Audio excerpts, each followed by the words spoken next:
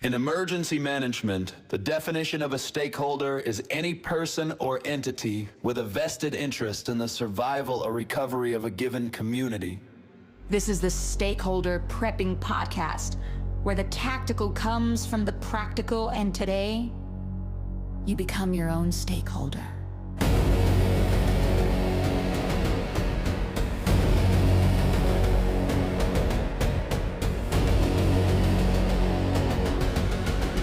Here are your hosts, Chris and AC. Welcome back to Stakeholder Prepping, where you, yes, you are the stakeholder in your own survival. And before we get started on this week, because I am super excited for this week, let's talk about next week real quick, because next week is actually fairly video heavy. Because we're talking with Logan Harris from Spotter Global next week, and you're still going to get the full episode if you listen to it only. You're going to get about 90% of it. But if you've ever watched the movie Waiting, it's that little extra, the difference between ordinary and extraordinary is that little something extra. If you want to watch on YouTube, you're going to get that little something extra. I promise. Yeah, I think that's a good call. There is a little extra. There's a little extra bonus content for people that watch next week. Because Logan is going to show us a lot of very cool like drone spotting technology. And it's kind of interesting for us because a lot of people have asked us about drones, right? Oh, what kind of, unmanned aerial systems should I buy? Or, what's the difference between this brand and that brand and those kinds of things. And for us, I think there's a billion podcasts out there that will tell you about that. And there's a lot of Googling you can do. But we really wanted to dig into the how do I detect and defend against unmanned aerial systems, because I think that's what a lot of people are really worried about, that, seeing what's happened in Ukraine with the asymmetrical warfare used in unmanned drones, that, people are kind of worried about them. So we actually went to the source, the expert, and Logan was gracious enough to come on and show us kind of what the software looks like that the military is using to detect and deter drones. But it is a little video heavy episode. So obviously it's still us. We're going to explain a lot of it. We'll talk a lot of it. We're going to talk through the whole episode. But if you listen to next week's episode and you're like, I wonder what that stuff actually looks like, the episode is going to be video on YouTube. Exactly. But you have to wait until next week for that one. Not this week, because this week we're different. Talking about something a little bit different. And AC, I know you've taken quite a few business courses in college, and you've run some businesses. So you're probably the kind of guy that would try to trade my boots back to me in a TEOTWAWKI event, right?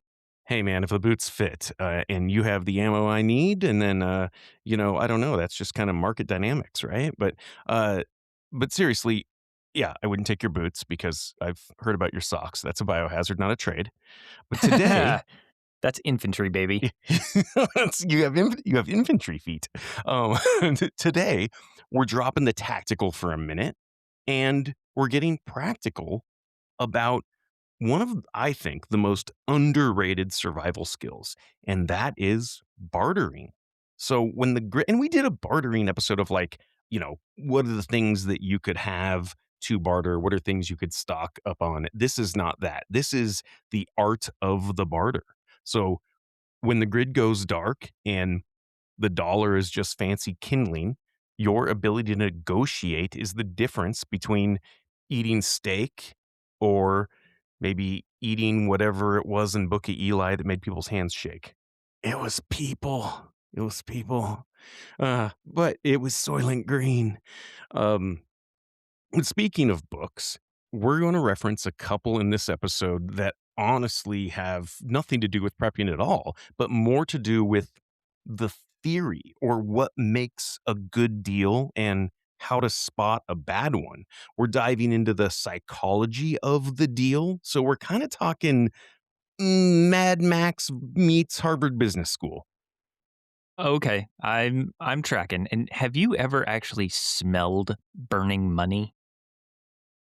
I don't know if I have ever smelled burning money. I've seen it in a lot of movies. I don't think I've actually smelled burning money. It does not smell that great. It kind of smells like a burning t-shirt. It's got I was gonna say exactly that, right? Because it's cotton based, and then it is just full of years and years and years of dirt and sweat and wallet, right? And depending on what vintage the money is, probably cocaine dust. But And yeah, and cocaine, right, exactly, yeah, so no, I haven't it's funny you say that, I guess I haven't ever smelled burning money and but it's probably gross, right? It's probably it it smells like a combination of a burning t-shirt dipped in liquid metal. It's not yeah, great. yeah. Yeah, yeah, I can see that, I can visualize that.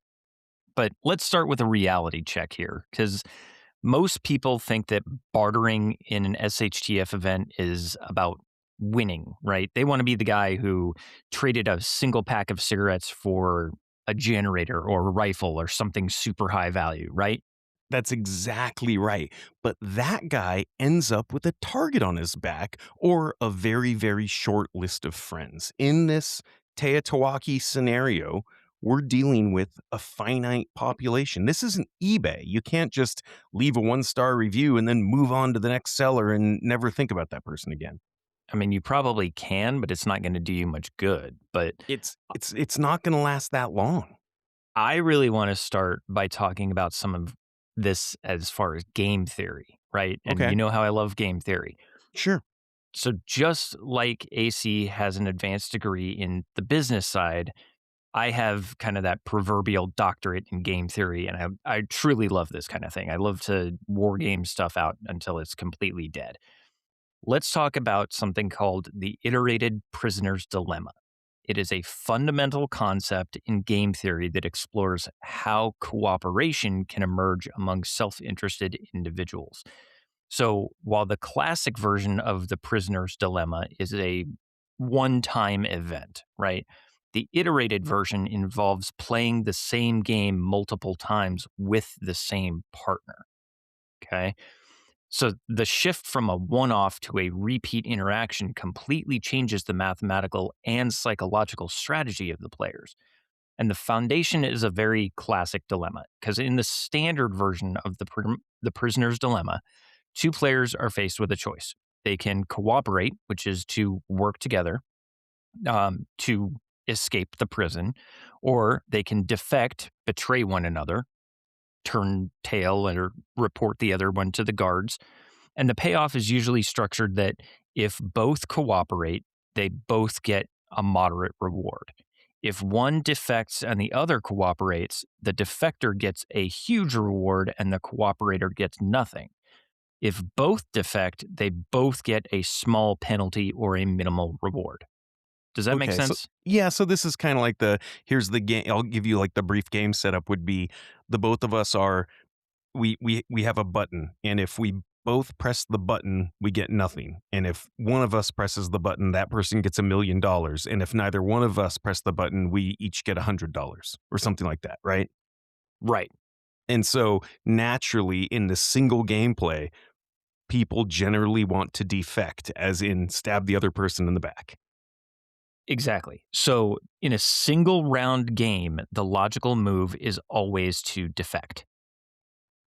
And you are rewarded for your defection. Since you'll never see that other person again, there is no benefit in being nice and every risk of being a sucker. Okay. Okay. So in classic game theory, if you only play once, it makes sense to betray or screw over the other guy. But when the game repeats indefinitely, which it does when you're stuck in the same county with the same 50 people, then in this case, screwing someone over is a statistical death sentence because you just announced your entire hand and your entire strategy to everyone. Word of mouth in Yeah. TEOTWAWKI is a killer. Yeah, I like it. I like going looking at the gameplay theory there because it does make a ton of sense to me. And in the business side of the world, we talk about there's a book called The Evolution of Cooperation. It was written by a political scientist named Robert Axelrod. He actually wrote a paper by the same name and then he wrote the book. But he actually talks about observing that kind of gameplay that you just talked about a little bit ago.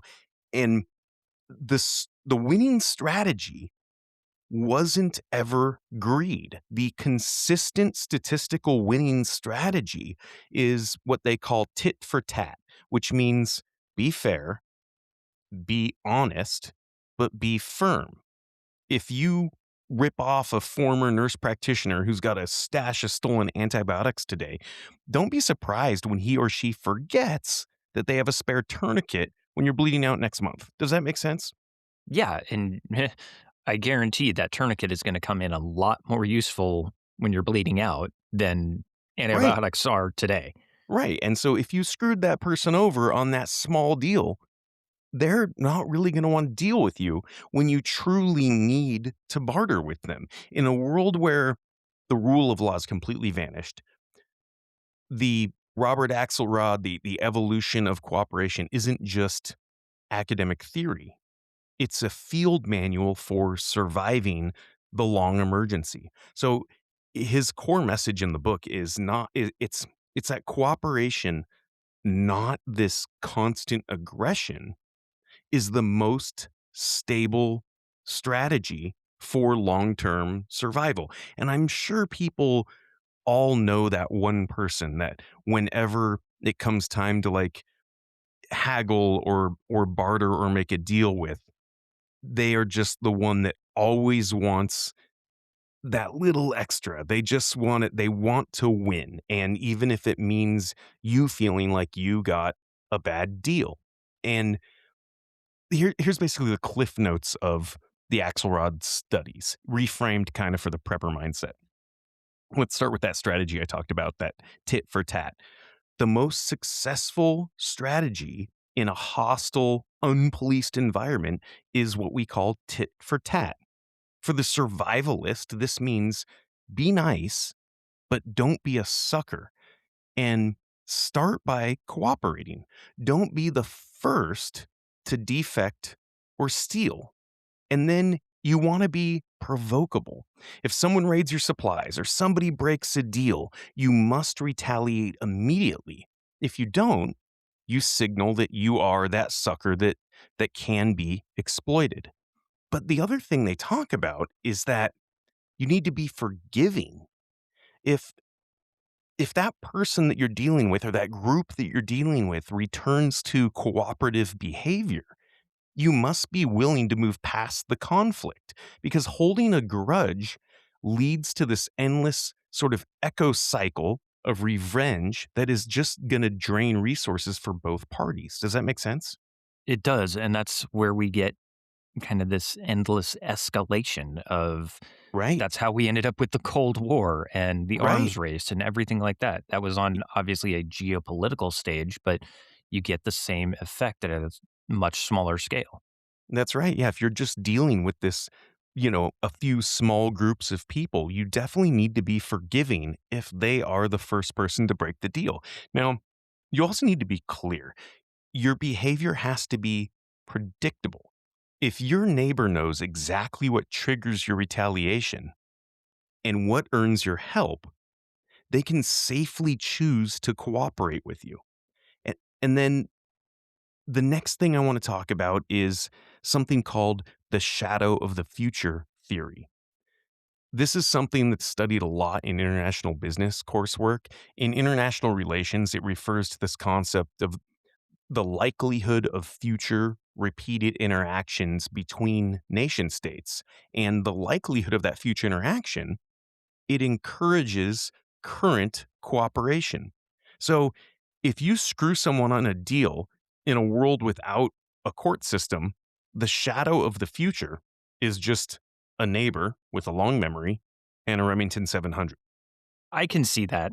I See can what I'm definitely saying? see that. So for the bartering prepper, this means cooperation really only works if you expect to see that person again. So from a bartering aspect, you want to stay put. And this is something we talk about a lot, like the lone wolf thing, right? That in a collapse, lone wolves, the nomads, they struggle not because of all the billions of reasons we've talked about that lone wolves struggle, but in a bartering situation, they struggle because they have no shadow of the future. There's no incentive for a stranger not to rob them because they'll never meet them again. This is like the apocalyptic one night stand. So, you know what I'm saying? So think about that we've talked about the lone wolf strategy and all of the terrible things about the lone wolf strategy and what that means. But something we haven't talked about is this bartering or personal interaction when you do find other people. If you're that lone wolf and then you do happen upon a community, there's no incentive for that community to help you or welcome you or even trade fairly with you because there's not this shadow of the future. So instead of that lone wolf thing, you really want to build a community. Stable cooperation emerges in clusters. So by forming a localized group with an inherent or an implied mutual aid pact, and we've talked about this before, right, Chris? And especially in some of your schooling with that emergency management background, that mutual aid pact is this amazing thing for state and local and federal agencies that help each other out. And the same goes for the apocalypse, is these localized groups. If they have this implied mutual aid pact, you increase the frequencies of these interaction, and it makes it expensive for anybody within a group to defect on a single deal, to screw someone over on a single bartering transaction. Yeah, and I would say that if you truly decide that you're going to be the lone wolf, the only way that you can potentially do it safely is to establish a link between two communities and basically be the traveling salesman and Right? work between the communities. Okay, that community over there has fresh tomatoes, they're willing to trade, and this one over here has turnips and onions. I will take my wagon back and forth between the two and I'll pass news between them as I go. But it's really hard to establish that first connection in the first place without getting screwed over yourself. And it's not like you're uh, an NPC in Fallout where no matter how many bullets you take, you don't die. You're at risk on the road. Right. Yeah. 100%. Yeah. What you're describing there is kind of that classic middleman strategy, right? That, hey, I'm going to do you a solid and I'll be back and I'm going to do you a solid again. And Exactly. that's that shadow of the future. So the next aspect I want to explore in the concept of survival without a central authority, um, Axelrod's most critical insight for kind of the prepper takeaway is that centralized government is actually not required for order. And I know that's kind of crazy to talk about, but I'll give you an example. He cites World War I trench warfare, where enemy soldiers, without any formal treaty, no formal agreement at all, they stopped shooting at each other during meal times because they knew the other side would retaliate if they didn't. And I just think that's such an awesome example that we talk about this insanely bloody and nasty and deadly trench warfare in World War One, and they would just stop shooting during dinner time Didn't because they play, like, soccer or something, or they sang Christmas carols as well? right, yeah, I've heard that yeah, you'd hear like Christmas carols over the trenches and things like that. It's kind of funny, and I always go back to there's some very cool stories with like World War One aviators, and I don't know if you ever sidebar. If you in grade school or high school or even college, did you ever like just rewrite the same paper over and over and over again and then like turn it in and hope like teachers didn't talk to each other? Multiple times, yes. Yeah, so that was me. So I wrote the same paper about like World War One aviation from 5th grade till college. And I don't I don't know if I was that bad, but I'm telling you, man, the Knights of the Sky paper did really well actually, all throughout my school career. But one thing that I always found really interesting about like World War One aviation, which was World War One was the first conflict to ever to use airplanes. Originally, airplanes uh, they didn't have enough power and lift to carry weapons. They didn't have guns on them because guns were just heavy. Think about this old school like Vickers or Parabellums. These old school big, heavy, nasty machine guns. They couldn't fit in an airplane. So the airplanes were unarmed. So you had aviators on either side of this war, and they would just wave at each other when they flew by because they just had no way to get into a conflict. So what was the point? So they would just fly by each other and wave, and then eventually pre machine gun, they would start carrying bricks with them. And then what you would do is you just fly over and drop a brick through a wing.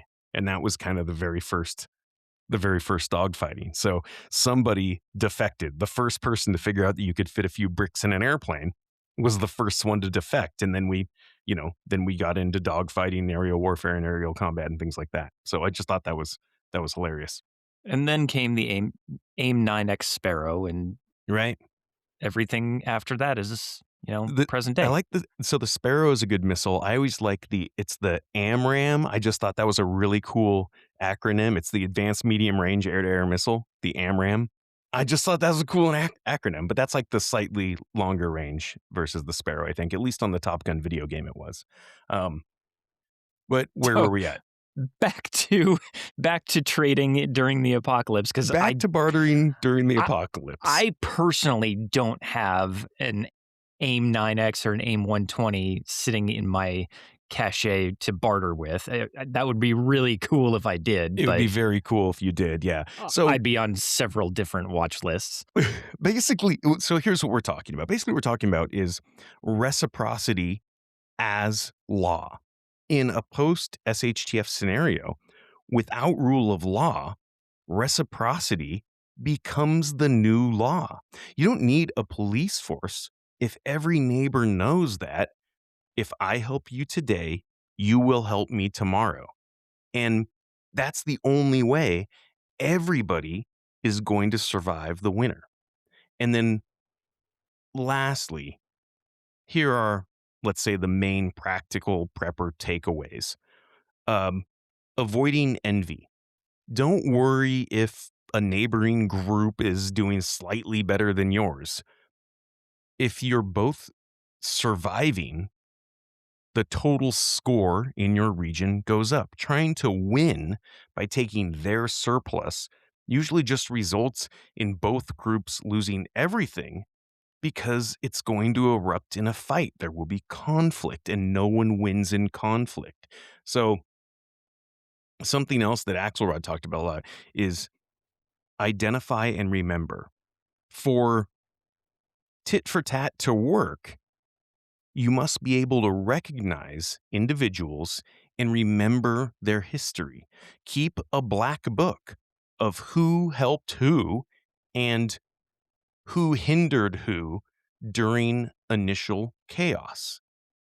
And then lastly, he talks about don't be too clever. And I really do like this, that complex strategies like pretending to be weak in order to lure people in and all that kind of stuff, they often fail because they are misinterpreted as defection. And that triggers unnecessary fights. So you might think that you're being tactful by saying, "Oh, you know what, man, I'm actually totally out of food. So, yeah, I can't trade you any food." But then if someone finds out that you traded a different group a bunch of food later, then that's going to be seen as defection, even though you actually didn't. Does that make sense? Yeah, even if you find it later, like, hey, I don't have any food on me. I'm sorry, I can't help. And then walking down the road 10 minutes later, you find a can of tuna on the ground and you're like, oh, what? Sorry, I had already walked away. Right, exactly. And so things like that can be seen as defection. So stay away from those complex strategies. I think that's one thing that they really talk about in some of these, well, at least in Axelrod's book. And I think in the later seasons of Walking Dead, like when you have the Kingdom and Hilltop and like the post Negan Sanctuary they actually did show this quite a bit, where they showed these mutual aid packs where you had the the sanctuary area had the muscle, but they couldn't grow anything because it was like a stupid foundry. And then you had like Hilltop that could grow a bunch of stuff, but they didn't have like that, you know, smelting and knife works or whatever, and the kingdom could make certain things. And so actually you saw a very good depiction of this in some of those later Walking Dead seasons. Yeah, there was definitely a balance, and you saw the power shift and the power struggle between all of those factions, and it kind of got weird at points, mostly for entertainment value because there was definitely some overreaching as Oh far yeah, as. I mean it was a show about zombies, so it wasn't quite rooted in reality. But yeah, I think they obviously had to inject conflict to keep it interesting, but there certainly was a really cool aspect of you had these three communities. They didn't really envy each other, and they traded well together based on people's needs and people's ability. You know what I mean? And there definitely was still tension between all three communities against each other, Yeah, without a 100%. doubt. Right. Right. So so now that we have that theory down, let's chat about actual bartering techniques. So how do we actually do it? Do we just walk up and say, "I want that"? I mean, you can. You're probably not going to get very far, so I'm going to say no. But you can use something called tactical empathy, and we're going to take some negotiation skills from an author named Chris Voss. He's actually a former lead FBI hostage negotiator. And his book, Never Split the Difference, is basically a survival manual for the New World Order. One of the best techniques is called mirroring. Someone says, "I want 5 silver rounds for this fuel." You don't say no. What you do is repeat it back as a question. 5 silver rounds? And all it is that tone in your voice. It forces them to justify the price. You're looking for that cognitive dissonance, right? So if they know they're overcharging, they'll start to stutter. Does that Oh, make yeah. sense? Yeah, absolutely. And actually that book is amazing. Anybody who hasn't read Never Split the Difference by Chris Voss, go read it. It's an awesome book, but he talks about just those hostage negotiation techniques. And if you understand those and then you apply those to your daily life, like your bartering, oh my gosh, it's amazing. And yeah, absolutely. That mirroring technique, it's a great technique, and I actually use that all the time when I'm trying to sell something on, like, Facebook Marketplace or Craigslist.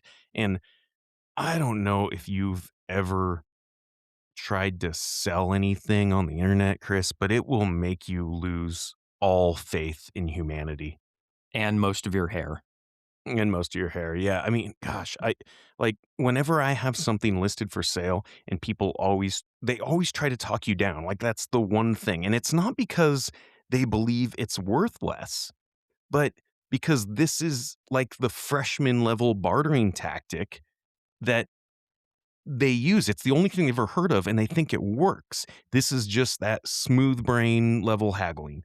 And I'll tell you, this happens all the time where, like, if I will list something and someone will come look at it, and I'll give you a quick example. I had a trailer, like a small trailer. I usually used it to like haul firewood and stuff, but I had to get a bigger trailer to haul my ATV around. So I got rid of this small trailer, like a little single axle wire trailer with a ramp type thing. Like you could fit a rider mower in or something. I had it listed, and I actually I do this on purpose because it's just not worth my time to try to get another like $50 out of something. So I go look at everything that's listed out there, and then I just make mine less expensive. And that's my tactic because I'm like, hey, I'm the least expensive. Just come buy it. And it's not worth my time to have something listed for months in order to, get another couple bucks at it. So, these people came to look at it, and they're like ready to go. They knew they wanted it, and they're like, "Oh, yeah, we'll take it." And I literally went and hooked it up on the back of their vehicle for them, like, went and, like, pulled it out and, and muscled it on and latched up. And then the lady's like, well, would you take $50 less? And it's like, Are this you was kidding not the me? time. This is not the time to haggle. And I know you drove 100 miles out of your way to come get this thing. And it's just funny because that is the only tactic that people know about. Like the only negotiating tactic that a lot of people are armed with is, well, I'll just ask you for some money off. And this is the craziest thing is if I would have listed it for $100 more, they wouldn't have tried to come down $150. They still would have only tried to come down $50 because they just instinctively they're like, "Oh, well, can I just get a better deal on this?" And it's just such a bad strategy if there is that shadow of the future. If you're that person that just always asks for a discount on stuff, then people are going to instinctively want to deal with someone else. Now, in a world like today with Facebook Marketplace and Craigslist, and you have this, or OfferUp or whatever, and you have this infinite supply of sellers, an infinite supply of buyers, you can use that tactic. You can just be the person that always asks for $50 off of everything you go and buy. But think about it if you're that person on OfferUp and you see the same exact person always asking if, hey, is that cooler still for sale? I'd like to come pick it up. If you know that's the person that is always just going to try to haggle you down, eventually you're just going to swipe left on that person or whichever one the bad way is, Right. Yeah. And right? I've had that happen to me as well. I think we were selling a bookcase or something like that. And they came and picked it up in our driveway and got it loaded into their truck. And then they were like, well, will you take 200 instead of 250? It's like, Right. no, you're already Isn't getting that one of our ratchet straps. Come on. isn't that crazy? It's just nuts because that's it is what people it's just the only tactic. It's the only skill that a lot of people are armed with. And the only reason it works and the only reason they keep doing it is because they have no shadow of the future. They don't know or they don't think they will ever see you again. So they don't care if they're that person that is just haggles you down and is just a pain in the ass to deal with. And it's the same thing with the neighbor borrowing your lawnmower or your hedge trimmer or your yard blower, whatever it is.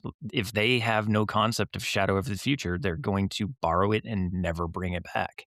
Right. Yeah, that's exactly right. Yeah, the borrowing is a perfect example of that. That yeah, if you wouldn't loan something like that to a stranger, but you will loan it to your neighbor, even if you don't really know your neighbor very well, because there is that shadow of the future. You know you're going to see your neighbor again. And so just the threat of seeing that person again for some reason makes that neighbor honest. In most cases. In most cases, sure. Yeah, I mean, there's definitely people are gonna email us, be like, I got screwed by a Jimmy and I've never seen him since. He just closes his garage door when he gets home. Right? So there's another technique I want to talk about, and I think it's called anchoring. This is, yeah, it's called anchoring. This is a technique from the business world that people might be able to bring into an SHTF bartering scenario, right? Yes. So anchoring is a negotiation. It's basically a negotiation with a cognitive bias. And this is a technique where the first offer or number put forth is the anchor. This sets that mental reference point that heavily influences all subsequent discussions and honestly the final agreement. So it kind of limits the range of reasonable outcomes, allowing the first mover to shift the zone of possible agreement in their favor, if that makes sense. So this is kind of how people say, never accept the first offer. And that first Okay. offer, right? That's the anchor. And so if something is, worth whatever it is, you just go in and set the price. That establishes where you're willing to move to or from. It establishes that base price. But this could be dangerous in SHTF. In a business deal, you anchor high to pull the price up. In an SHTF event, if you anchor too high, you look like a predator. You don't want to be the predator. You want to be this reliable trading partner. And so I think that is something that a lot of people do in the business world or in the Craigslist world, not so much on the internet, because if you're not in person, then people just aren't going to try, right? They're just like, okay, well, that one's too expensive. I'll go to the next one. You know what I mean? Yeah. So what you're saying is if I try to say, all right, it's 50 5.56 rounds for 1 gallon of fuel, that might be too high. That's predatory. But if I say it's 100 5.56 rounds for a 5-gallon jug of fuel, that might be all right. We're Yeah, negotiating. right. I mean, you've still set an anchor, but you've set a more realistic anchor. And really, what you should do is say, "Hey, here's you be honest." You say, "Hey, I have extra 5.56 rounds. I have 100 extra. How much extra fuel do you have?" Because in that tactic, what you've done is you've both put your cards on the table and you've both freely admitted what you can live without. Does that make sense? Very much so. Okay, so Yeah. I've got an extra package of powdered donuts that I found. I can live without these because I don't like the powdered ones. What will you Right. trade me for these? Exactly, exactly. Well, you know what, Chris? Yeah, I have 3 cans of Spam. I don't really like Spam that much, but I would like to keep one. So I really have 2 cans of Spam that I could be without. Let's And do that it. deal, it just made itself. That deal literally just made itself because you like Spam and I like powdered donuts, and it doesn't matter if you got the better deal because I just traded you, 300 G's a teen and you traded me some sugar. It doesn't matter who got the better deal there We're both because happy. we're both happy. I had something I didn't need. You had something you didn't need. And we didn't even have to set the price. It was just like, oh, okay, well, that's what you have and that's what I have. I want that. You want this. And did you see how that deal just came together without any haggling? And it doesn't really matter who got like the better deal. Both people walked away happy. Yeah, that makes Yeah. sense. So instead of anchoring, you want to use labeling. This is another tactic that Chris Voss talked about. This is one of his negotiation techniques that involves verbally identifying and naming those emotions, dynamics, or hidden agendas of the other party to build empathy. It reduces negative emotions and it helps you gain information. So by stating observations like, it seems like, or it sounds like, to address feelings directly, these FBI hostage negotiators can diffuse tension and break down defenses and encourage open dialogue. It seems like you're worried about your winter fuel supply. So you acknowledge the fear before you talk price. You see what I'm saying? So like, hey Chris, it seems like maybe you have a lot of food, but you don't have a lot of protein food. So you went into this negotiation worried that the one thing you needed was protein. So rather than me just looking and saying, "Hey, I see you only have donuts," I'd say, "Hey, Chris, I can see you're probably worried that you don't have enough protein." And so that way I've basically just reduced all of those negative emotions by just putting it all on the table. Gotcha. Okay, that definitely makes sense. I should definitely take lessons about this. This is why we're doing podcasts, man. Yeah, and speaking about that, let's talk about brand identity because right now our brand is a podcast. And AC, you and I have talked a lot about what happens when you rebrand or try to change your brand at all.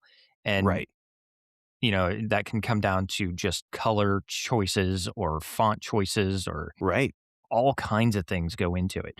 But in a collapse, your brand is your integrity. And there's a concept in sociology called Dunbar's number.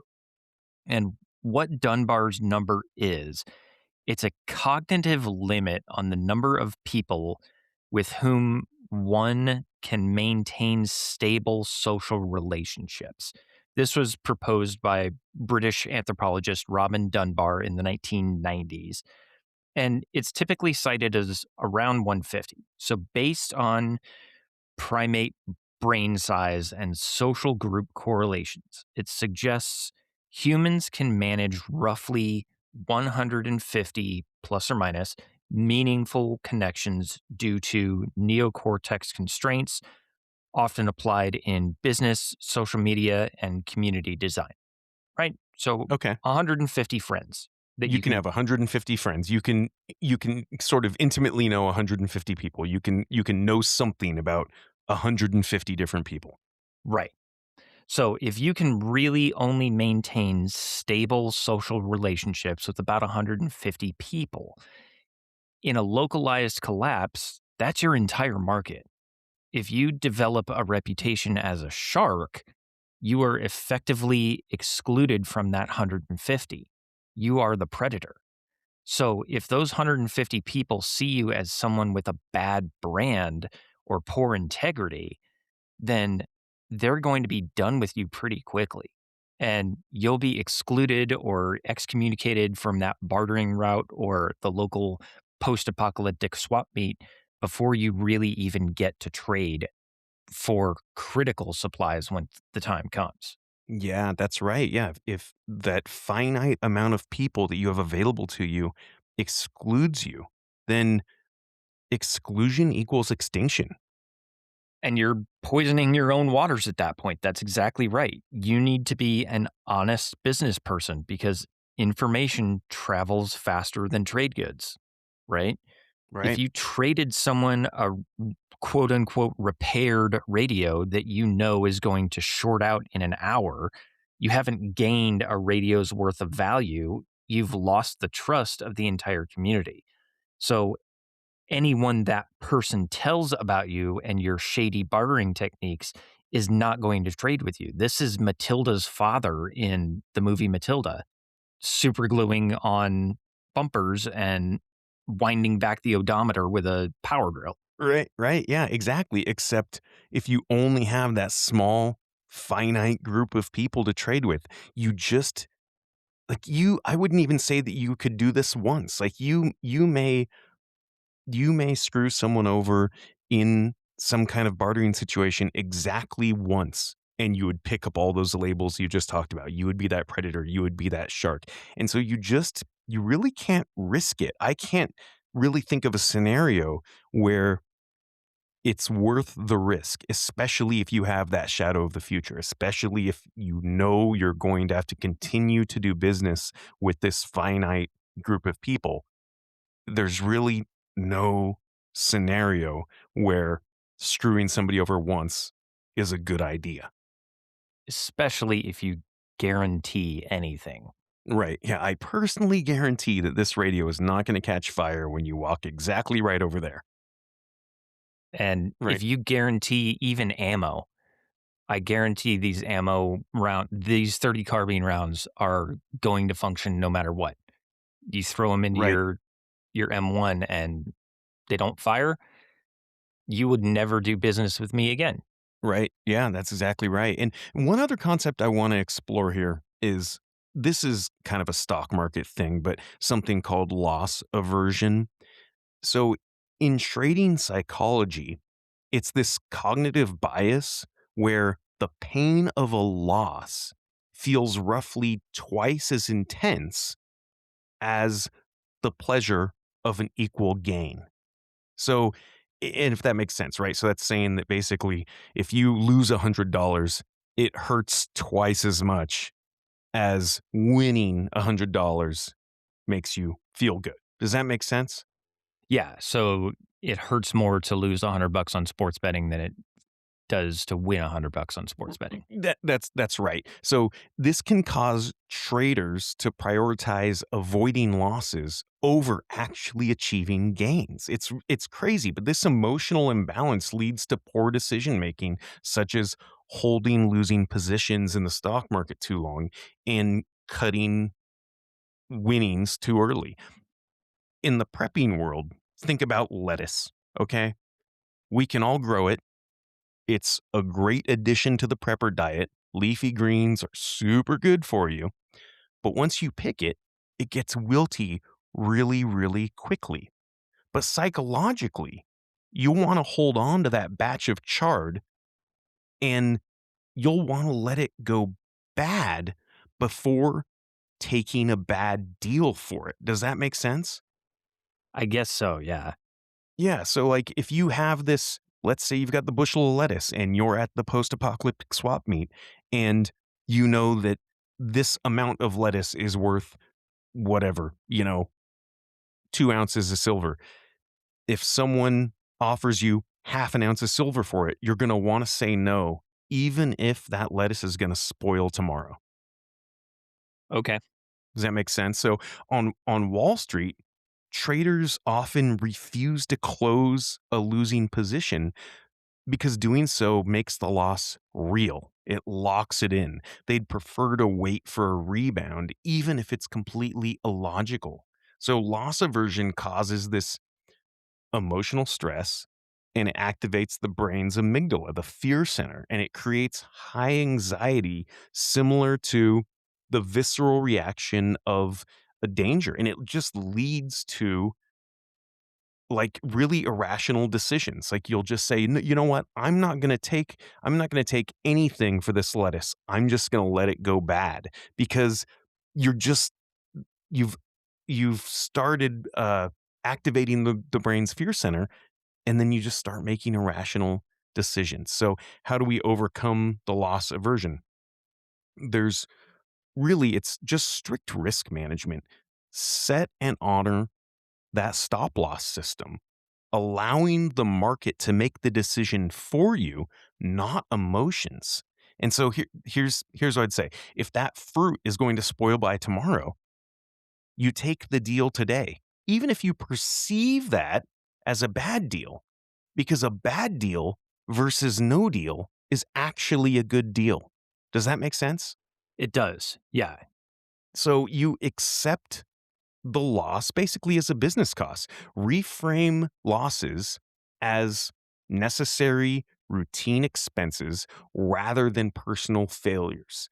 Similar to like overhead of a business, right? I was already going to go all the way to the swap meet. I was already going to go there. So going there and not making a deal and having those goods I brought spoil and go bad is so much worse than going there and taking what I perceive as a bad deal and going home with something rather than going home with, fruit that's spoiled or lettuce that's gone bad. You know what I mean?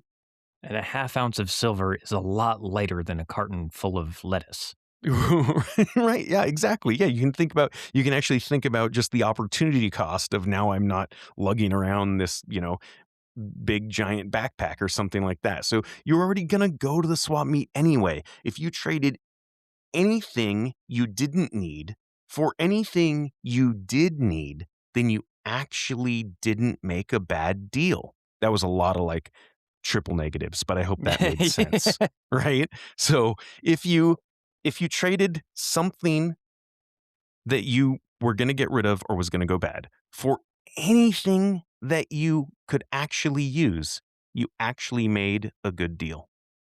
Yeah. So instead of, I thought my carton or my wagon full of lettuce was going to get 2 ounces of silver because that's what it was worth. I Right. thought that's what I was going to get. Instead, I got half an ounce of silver and a 10 pack of AA batteries and, you know, a bag full of stale donuts. Right. Okay. That was a good deal because you got rid of something that you didn't need. You got rid of something that was going to be worth zero tomorrow. And you actually got something you either need or could use. You actually made a good deal, even though your brain is telling you, hey, that was a bad deal because I know that it was really worth 2 ounces of silver and I only got half an ounce of silver for it. So that's where you really need to shift that focus and say, no, if I get anything, then it was actually a good deal. It was worth the trip. So one way we can deal with this is documenting and analyzing. So if you use like a trading journal to identify instances where emotional fear prevented a rational deal, write down all of those barters you made. And then you can go back and look and say, oh man, I was just pissed off. I was just angry about the deal and I didn't take the deal. And it actually ended up being bad for me. If you can look back at those things, that will help you make rational decisions in the future. And you can apply that to today as well, because 100%. you can you can look back and say, "Oh, I totally botched my meeting today and everything went wrong, or last week or whatever." Well, it's because I got a flat tire on my way to work and it took me an extra 20 minutes and I was pissed off the rest of the day. Well, that must have impacted my sales meeting, my sales pitch, everything was off. I was definitely stressed and I blew it. So now, that $100,000 deal or whatever, they are reconsidering. Yeah, yeah, that's exactly right. And just going into any particular deal and thinking that you may see that person again is drastically going to change the interaction and the outcome. And I know that's a crazy thing to think about, but it's 100% true. And I can actually give you an example of this very show is that I had a bunch of they're like Pelican cases, all kinds of crazy stuff I use for work, but I had a bunch of old Pelican cases, shipping cases and stuff. I had listed them for sale on I forget which platform, but I listed them for sale. And this guy named Alex that was building overland vehicles came out to my house and was like, "Oh yeah, man, these are, and was asking me for a deal. It's like, "Hey, would you do instead of 150 a piece, would you do 100 piece or whatever?" And like, I just wanted them gone. It was worth it for me to have the space. And so I was like, "Yeah, man, whatever you want. Absolutely, 100%." Like anything I could get to get my garage back was a good deal. And he was happy with it. He was extremely grateful. I was happy that he took them off my hands. He was very accommodating. And then 2 weeks later, I called the guy up and asked him if he wanted to be a guest on the podcast because he was this professional, overland vehicle builder, and he was one of our early guests about building overland vehicles. He was happy to do it because he felt like he owed me. And there was no shadow of the future. He was never going to see me again, but I introduced that into the equation, and he was totally happy to come on and, give us an hour of his time because he felt like I had done him a solid, even though for him, there was none of that shadow of the future. Does that make sense? Yeah, absolutely. And you can reintroduce it at almost any point. I mean, I've sold TVs on Facebook Marketplace. Again, got a new TV. The old one worked just fine. Put it on Facebook Marketplace at, I think, like $300 for like a 70-inch flat screen or something like that. And um, kept getting lowballed. Like, will you take 150 for it? Mm, probably not, because used on eBay, they're going for like 350. So I'm already below that target point. Finally got somebody who was gonna pay 300 and all they needed was delivery. Okay, I'll throw it in the back of the truck. I will bring it over. Um, because of that, we make it 310. Okay, fine. Helped him get it upstairs. Um, made it 310 cash. I was back on my way and he was perfectly fine with it. There was no shadow of the future. And then, believe it or not, saw him as a waiter 3 weeks later when we went out to eat. No kidding. And I was like, "I know him from somewhere." "Oh, I know where I know him from." And And he didn't spit in your food, yeah, yeah, right? exactly. But if you would have been that guy, It works. well, If you're a generally nice person and right? work within your community and don't try to screw people over, your bartering is going to go so much further. And to wrap this all up, I mean, bartering isn't just about the stuff, it's about the relationship because every trade is a data point. So use the science to your advantage, understand the psychology, and remember that a good deal is where both people walk away feeling like they can survive another week. Right. Yeah, and maybe keep a few P38 can openers in your pocket because they make great change for like a larger trade. Yeah, there you go. And they're lightweight and then they go jingle jangle for, Yeah. you know, keeping babies quiet and such. But if you are looking to pick up maybe some extra things that, you feel like everything you have is absolutely essential, you're not sure what to barter with, you're not sure what to trade with, you can always get a battle box subscription. And we've mentioned it before, if you find something in BattleBox that you like better than what you're currently using, cycle it out. If you find something in BattleBox that you really like your current usage better, that can become a gift. That can become your barter pile. Um, and next week, again, we're going to have Logan Harris from Spotter Global on, but you can always watch that on YouTube. And I'm excited for next week's episode. I think it came out so cool. Yeah, I'm really excited because this is one of those really kind of like a high tech episode, right? Like this is somebody who runs a company that like he helped secure like the Super Bowl, right? Like they do some amazing stuff with counter drone technology, and we're going to kind of talk about that. We're going to talk about what are the lessons that have been learned just recently from asymmetrical warfare. Like what are the lessons we learned in Ukraine about jamming drones and taking drones out and what drones can do and what drones can see? And then obviously, like here at home, what can I do to help sort of, secure my property? What can I do to actually spot UAS systems if I'm truly worried about those. So yeah, I'm excited to talk to Logan about that, about, what it's like to exist in that space because that space is very dynamic right now. Like the